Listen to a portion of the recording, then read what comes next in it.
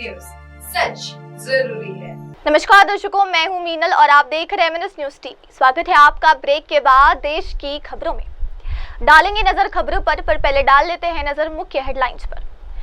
पंजाबी मूल के 4 नेता कनाडा में बनाए गए मंत्री। खालिस्तानी सोच से दूर भारत के साथ मजबूत होंगे संबंध। भारतीयों ने किया बॉयकॉट। तुर्की अजरबैजान को पाकिस्तान से यारी पड़ सकती है भारी।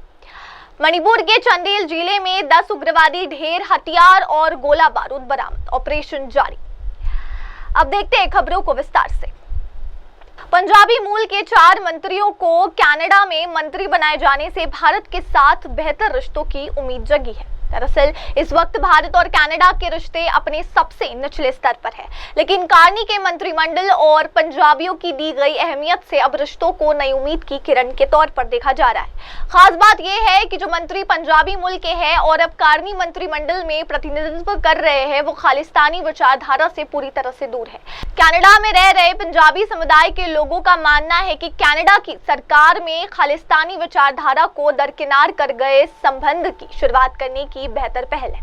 कनाडा में अनीता आनंद, मनिंदर सिद्धू, रूपी सहोता और रणदीप सराय को मंत्री बनाया गया। कनाडा में पंजाबी समुदाय से ताल्लुक रखने वाले पंजाबी सिख संगठन इन कनाडा के सरदार हरजोत सिंह कहते हैं कि विदेश मंत्री अनीता आनंद ने तो गीता पर हाथ रखकर मंत्री पद की सौगंध खाई, जिससे साफ है कि अब की बार खालिस्तानियों को स्थान नहीं मिलने वाला। उनका कहना है कि मनिंदर सिद्धू भी कट्टरपंथी बयानबाजी से बचते रहे। पार्टी की तरफ से दोनों को कैबिनेट मंत्री देकर यह संदेश दिया गया कि आगे नफरत की बात कम, अच्छे संबंधों को शुरू किया जाएगा। इस संगठन के मनिंदर सिंह सिद्धू का मानना है कि हालांकि लिबरल पार्टी के कई ऐसे सांसद जीते हैं जो काफी सीनियर हैं, जो कई बार जीत चुके हैं, इससे चाहे वो हरजीत सिंह सज्जन हो या फिर सुख धालीवाल, लेकिन उनकी कट्टरपंथी विचारधारा को देखकर कनाडा के पीएम मार्क कार्नी ने उनको मंत्रालय में स्थान न देकर इशारा कर दिया कि कनाडा की धरती अब कट्टरपंथी विचारधारा का समर्थन नहीं करेगी। इसलिए कनाडा में बसे पंजाबी समुदाय को भारत के साथ बेहतर रिश्तों की उम्मीद है। अब आगे बढ़ते हुए डालते हैं नजर अगली खबर पर। भारत की तरफ से पाकिस्तान में छिपे आतंकियों के खिलाफ चलाए गए ऑपरेशन सिंदूर के बाद पूरी दुनिया में हलचल मच गई। इस तनाव के दौरान पाकिस्तान को तुर्की और अजरबैजान जैसे देशों ने खुले तौर पर समर्थन किया। इतना ही नहीं, भारतीय सेना द्वारा गिराए गए ड्रोन और हथियार भी तुर्की और चीन ने ही पाकिस्तान मुहैया कराए थे। इस पूरे घटनाक्रम को लेकर भारत में तुर्की और अजरबैजान के खिलाफ भारी नाराजगी देखी गई। 7 मई के बाद से सोशल मीडिया पर लगातार बॉयकॉट तुर्की और बॉयकॉट अजरबैजान जैसे हैशटैग ट्रेंड कर रहे हैं। सोशल मीडिया में चलने वाले इस अभियान में आम लोगों के साथ अब पर्यटन सेवाओं से जुड़ी भारतीय कंपनियां भी शामिल हो गई। भारत के ऑपरेशन सिंदूर के बाद तुर्की और अजरबैजान ने पाकिस्तान के प्रति समर्थन जारी किया। तुर्की ने विदेश मंत्रालय ने कहा कि बिना किसी उकसावे के भारत की आक्रामकता से पाकिस्तान की स्वायत्तता का उल्लंघन हुआ है और इसमें कई मासूम नागरिक मारे गए। तुर्की ने कहा था कि ऑपरेशन सिंदूर से पूरी तरह युद्ध का जोखिम पैदा हो गया। इतना ही नहीं, तुर्की ने दोनों पक्षों से एक पक्षीय कार्रवाई से पीछे हटने की अपील की थी। भारतीय सेना ने बाद में खुलासा किया कि पाकिस्तान की तरफ से जो ड्रोन हमले किए गए सीमा पार से भेजे गए थे, उनमें से कई तुर्कियों में बने थे। इस तनाव के दौरान पाकिस्तान को तुर्की और अजरबैजान जैसे देशों ने खुले तौर पर समर्थन किया। इतना ही नहीं, भारतीय सेना द्वारा गिराए गए ड्रोन और हथियार भी तुर्की और चीन ने ही पाकिस्तान मुहैया कराए थे। इस पूरे घटनाक्रम को लेकर भारत में तुर्की और अजरबैजान के खिलाफ भारी नाराजगी देखी गई। 7 मई के बाद से सोशल मीडिया पर लगातार बॉयकॉट तुर्की और बॉयकॉट अजरबैजान जैसे हैशटैग ट्रेंड कर रहे हैं। सोशल मीडिया में चलने वाले इस अभियान में आम लोगों के साथ अब पर्यटन सेवाओं से जुड़ी भारतीय कंपनियां भी शामिल हो गई। भारत के ऑपरेशन सिंदूर के बाद तुर्की और अजरबैजान ने पाकिस्तान के प्रति समर्थन जारी किया। तुर्की ने विदेश मंत्रालय ने कहा कि बिना किसी उकसावे के भारत की आक्रामकता से पाकिस्तान की स्वायत्तता का उल्लंघन हुआ है और इसमें कई मासूम नागरिक मारे गए।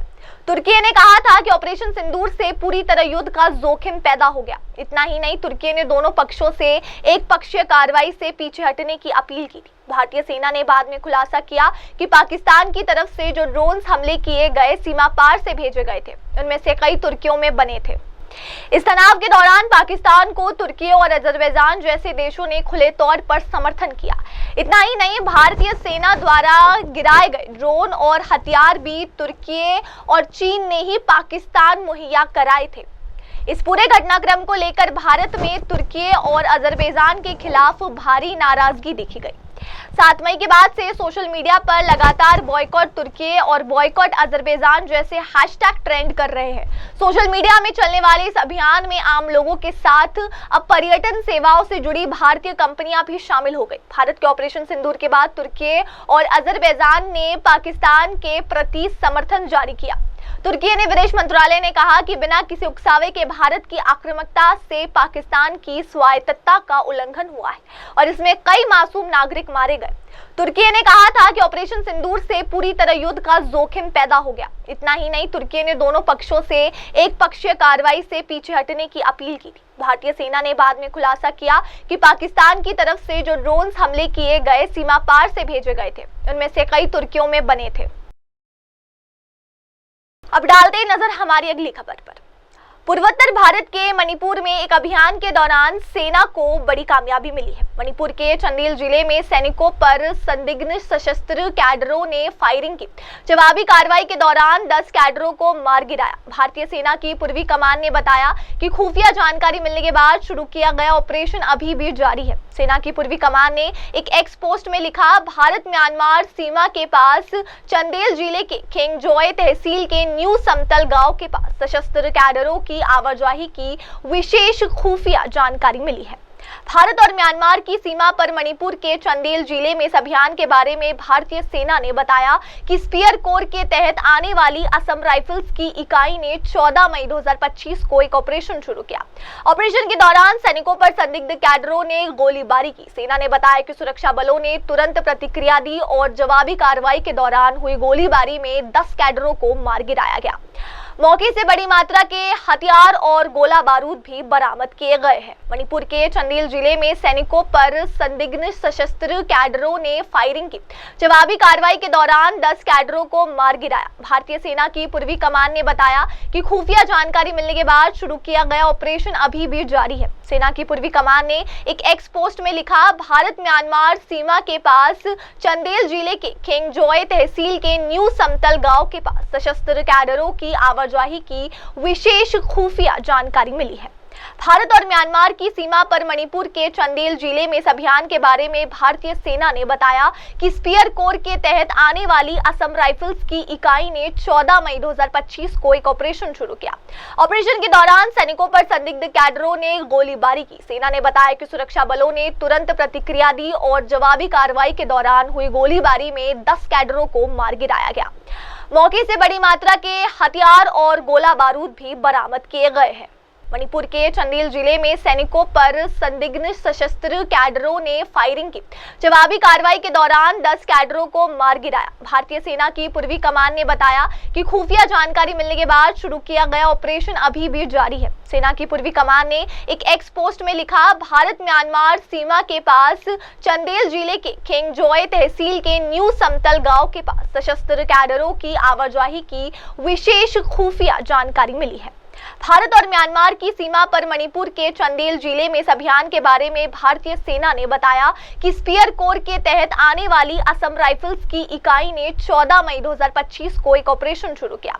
ऑपरेशन के दौरान सैनिकों पर संदिग्ध कैडरों ने गोलीबारी की। सेना ने बताया कि सुरक्षा बलों ने तुरंत प्रतिक्रिया दी और जवाबी कार्रवाई के दौरान हुई गोलीबारी में 10 कैडरों को मार गिराया गया।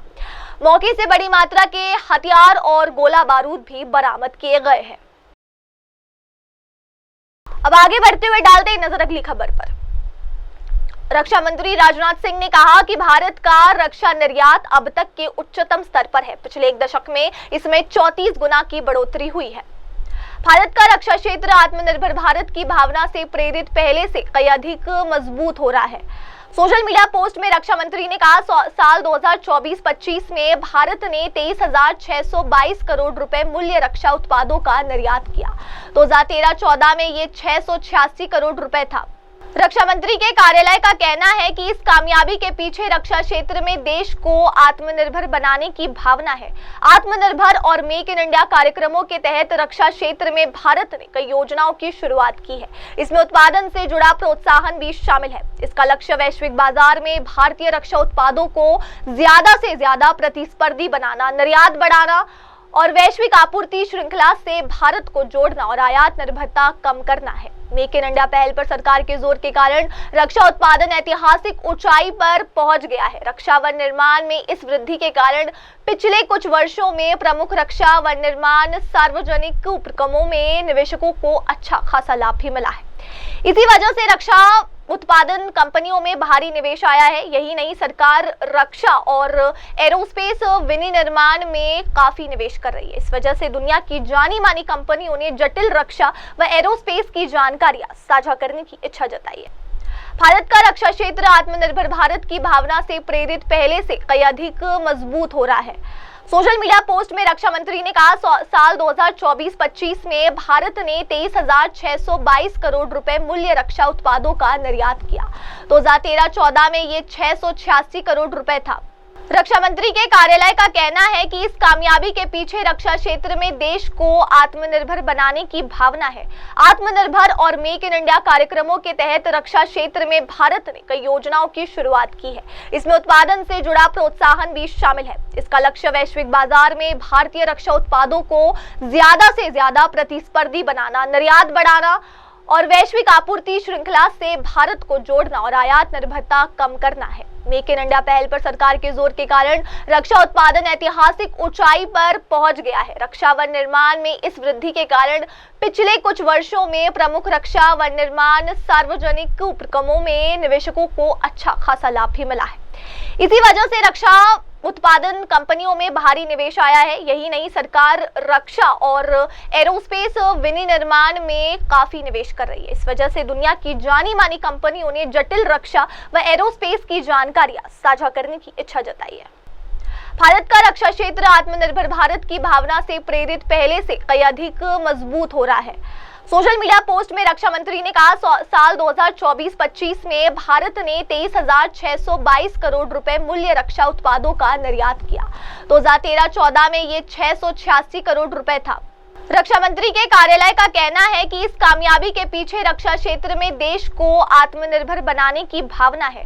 आत्मनिर्भर और मेक इन इंडिया कार्यक्रमों के तहत रक्षा क्षेत्र में भारत ने कई योजनाओं की शुरुआत की है। इसमें उत्पादन से जुड़ा प्रोत्साहन भी शामिल है। इसका लक्ष्य वैश्विक बाजार में भारतीय रक्षा उत्पादों को ज्यादा से ज्यादा प्रतिस्पर्धी बनाना, निर्यात बढ़ाना और वैश्विक आपूर्ति श्रृंखला से भारत को जोड़ना और आयात निर्भरता कम करना है। मेक इन इंडिया पहल पर सरकार के जोर के कारण रक्षा उत्पादन ऐतिहासिक ऊंचाई पर पहुंच गया है। रक्षा वन निर्माण में इस वृद्धि के कारण पिछले कुछ वर्षों में प्रमुख रक्षा वन निर्माण सार्वजनिक उपक्रमों में निवेशकों को अच्छा खासा लाभ भी मिला है। इसी वजह से रक्षा उत्पादन कंपनियों में भारी निवेश आया है। यही नहीं, सरकार रक्षा और एरोस्पेस विनिर्माण में काफी निवेश कर रही है। इस वजह से दुनिया की जानी मानी कंपनियों ने जटिल रक्षा व एरोस्पेस की जानकारियां साझा करने की इच्छा जताई है। अब डालते हैं नजर अगली खबर पर। महिला सैन्य अधिकारी कर्नल सोफिया कुरैशी पर दिए मध्य प्रदेश के मंत्री विजय शाह के बयान पर हाईकोर्ट ने तल्ख टिप्पणी करते हुए इसे कैंसर जैसा खतरनाक बताया है। हाईकोर्ट ने डीजीपी को विजय के खिलाफ एफआईआर दर्ज कराने का निर्देश दिया, जिसके बाद देर ये पुलिस ने विजय के खिलाफ एफआईआर दर्ज कर ली है।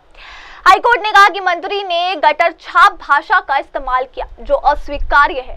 जस्टिस अतुल श्रीधरन और जस्टिस अनुराधा शुक्ला की खंडपीठ ने कर्नल कुरैशी को पहलगाम हमले के आतंकियों की बहन कहने वाले बयान को अलगाववादी गतिविधियों को बढ़ावा देने वाला बताया। साथ ही कहा गया कि ये भारत की एकता, अखंडता को खतरे में डालने वाला है। कोर्ट ने कहा कि सशस्त्र बल संभवतः देश में मौजूद आखिरी संस्था है जो ईमानदारी, अनुशासन, त्याग, बलिदान, स्वार्थहीनता व अदम्य साहस को प्रतिबिंबित करती है, जिसे देश का कोई भी नागरिक खुद को इससे जोड़कर देख सकता है। इसे विजय ने निशाना बनाया। पीठ ने कहा, कर्नल कुरैशी व विंग कमांडर व्योमिका सिंह सशस्त्र बलों के चेहरे थे, जिन्होंने ऑपरेशन सिंदूर को प्रगति के बारे में मीडिया को जानकारी दी। कर्नल कुरैशी मुस्लिम धर्म को मानने वाली है। उन्हें आतंकियों की की बान बताकर ये भावना पैदा की गई कि व्यक्ति की सिर्फ इसलिए उपवास किया जा सकता है क्योंकि वो मुस्लिम है। हाईकोर्ट ने डीजीपी को विजय के खिलाफ एफआईआर दर्ज कराने का निर्देश दिया, जिसके बाद देर ये पुलिस ने विजय के खिलाफ एफआईआर दर्ज कर ली है। हाईकोर्ट ने कहा कि मंत्री ने गटर छाप भाषा का इस्तेमाल किया जो अस्वीकार्य है। जस्टिस अतुल श्रीधरन और जस्टिस अनुराधा शुक्ला की खंडपीठ ने कर्नल कुरैशी को पहलगाम हमले के आतंकियों की बहन कहने वाले बयान को अलगाववादी गतिविधियों को बढ़ावा देने वाला बताया। साथ ही कहा गया कि ये भारत की एकता अखंडता को खतरे में डालने वाला है। कोर्ट ने कहा कि सशस्त्र बल संभवतः देश में मौजूद आखिरी संस्था है जो ईमानदारी, अनुशासन, त्याग, बलिदान, स्वार्थहीनता व अदम्य साहस को प्रतिबिंबित करती है, जिसे देश का कोई भी नागरिक खुद को इससे जोड़कर देख सकता है। इसे विजय ने निशाना बनाया। पीठ ने कहा कर्नल कुरैशी व विंग कमांडर व्योमिका सिंह सशस्त्र बलों के चेहरे थे जिन्होंने ऑपरेशन सिंदूर को प्रगति के बारे में मीडिया को जानकारी दी। कर्नल कुरैशी मुस्लिम धर्म को मानने वाली है। उन्हें आतंकियों की बान बताकर ये भावना पैदा की गई कि व्यक्ति की सिर्फ इसलिए उपवास किया जा सकता है क्योंकि वो मुस्लिम है। फिलहाल वक्त हो गया दर्शकों एक ब्रेक का। ब्रेक के बाद लौटेंगे और जानेंगे देश दुनिया की तमाम खबरें। तब तक के लिए आप जुड़े रहे मेरी सहयोगी मयूरी के साथ। देखते रहिए MNS न्यूज़ टीवी। नमस्कार।